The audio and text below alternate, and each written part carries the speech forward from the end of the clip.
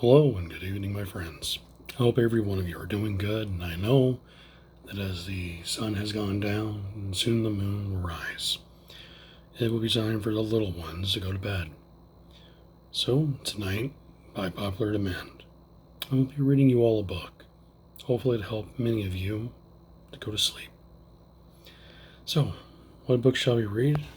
It's one of my favorites, The Man in the Moon and Love, written by Jeff Brombo. Illustrations by Gray Couch.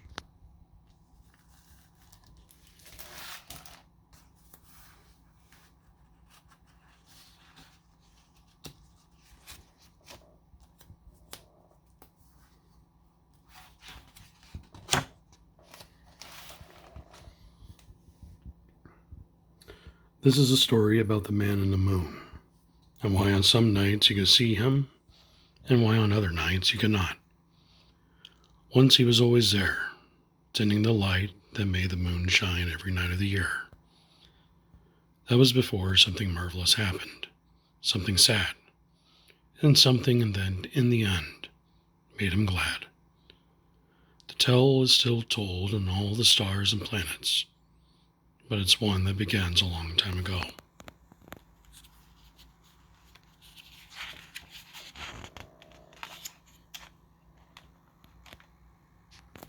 There was a woman who lived in a little blue house, deep in the forest glade. Not a town or city was near. She spent all of her days tending her garden and baking the sweet potato pies she made so well. For many years she was happy. She could hear the whoosh of the wind in the pine trees, could see the forest hills outside her window. There was the tapping of rain on her slate roof to lull her to sleep, and the cooing of doves to wake her in the morning.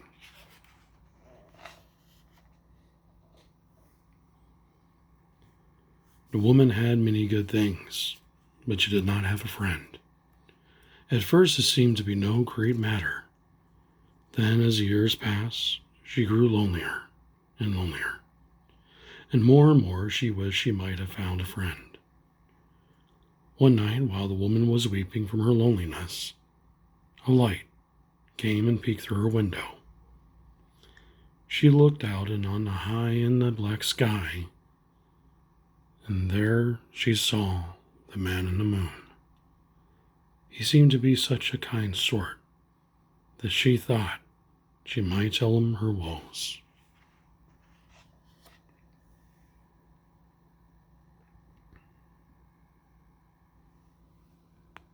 So the woman climbed up to her rooftop and perched on the top of the chimney, emptied her heart. Sailing slowly across the sky, the man in the moon was busy with the business of the moon. But when he heard her sad words float up from the earth, he stopped and looked down at the lonely woman. Then he put on his glasses, the better to hear her and listen to her tell.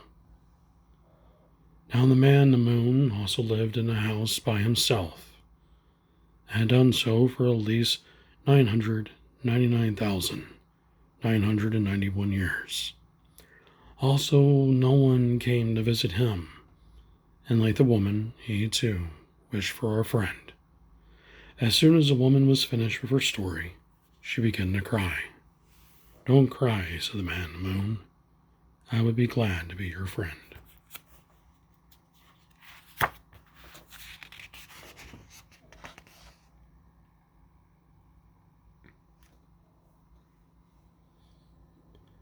The woman was so surprised to find that the moon can talk that she forgot all her woes.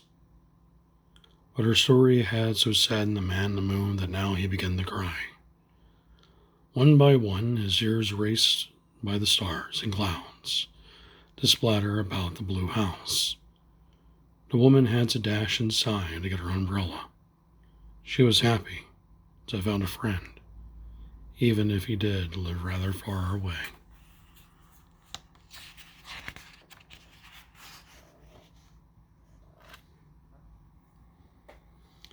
Every night thereafter, the woman climbed onto her roof to talk to the man in the moon, And after a while, she brought up an old armchair and table so she could sip her tea in comfort while they chatted. It was not long before they fell in love and were married.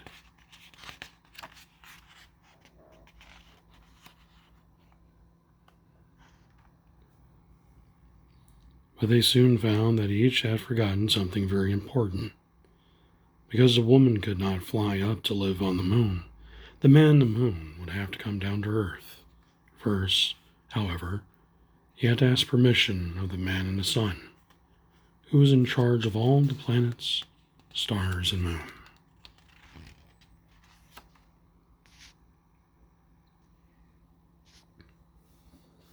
Now the man in the sun was fat, grouchy, old Grump who loved to do nothing but eat. And when he heard that the man in the moon wanted, he was furious. "Never!" he reached and roared. "You are the man in the moon, and so in the moon you will stay. Now leave me alone while I eat my cake." This made the man in the moon very sad, but the woman cheered him up right away.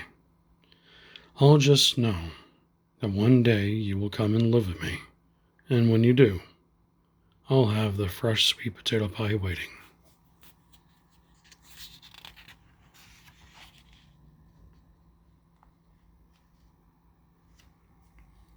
Many months went by, and still they lived apart.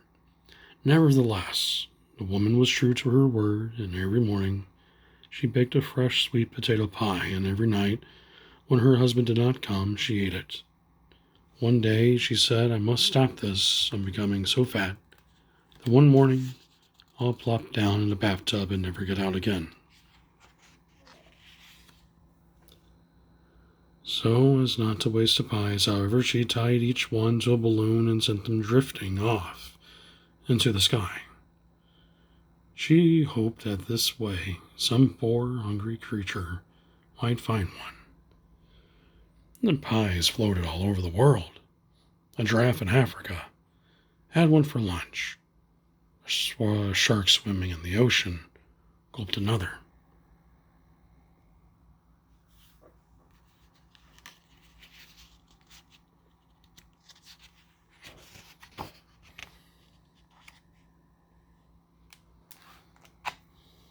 And one night, high in the sky, where the man in the sun reached out a fiery hand and snatched it.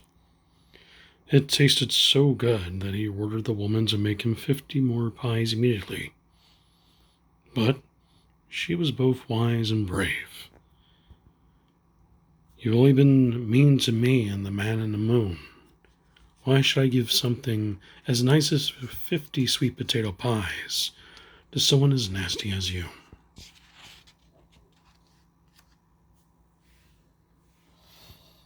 "Because if you do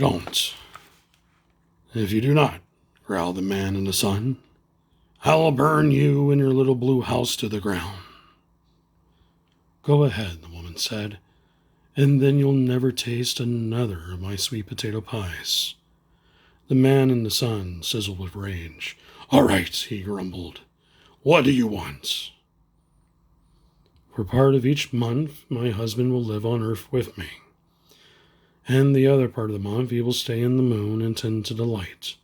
In return, you will receive 1 pie per week." Flames flew out of the man in the sun's eyes. Sparks whizzed and whistled down at the woman.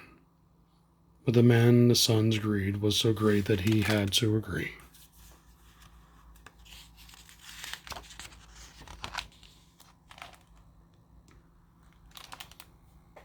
The man in the moon was full of joy. Quick as he could be, he went and about turning out the lights of the moon. First 1/4 went dark, then the half. Then only a silver of the light was left. Finally the moon disappeared, and at last the man in the moon packed his bags and floated down to Earth to live with the woman.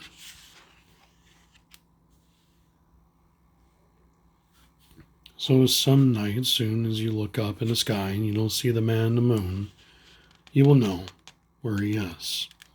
He is with his wife in the little blue house deep in the forest glade. They're eating sweet potato pie. And they're very, very happy indeed. The end.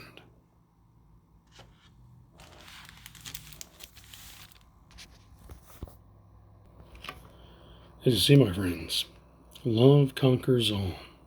As much as we go through these trials and tribulations in our lives, we'll never give up hope on true friends and love.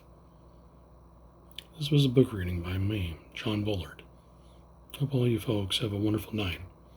Sleep tight. And remember, be good to each other. I love you, my friends. Rest well.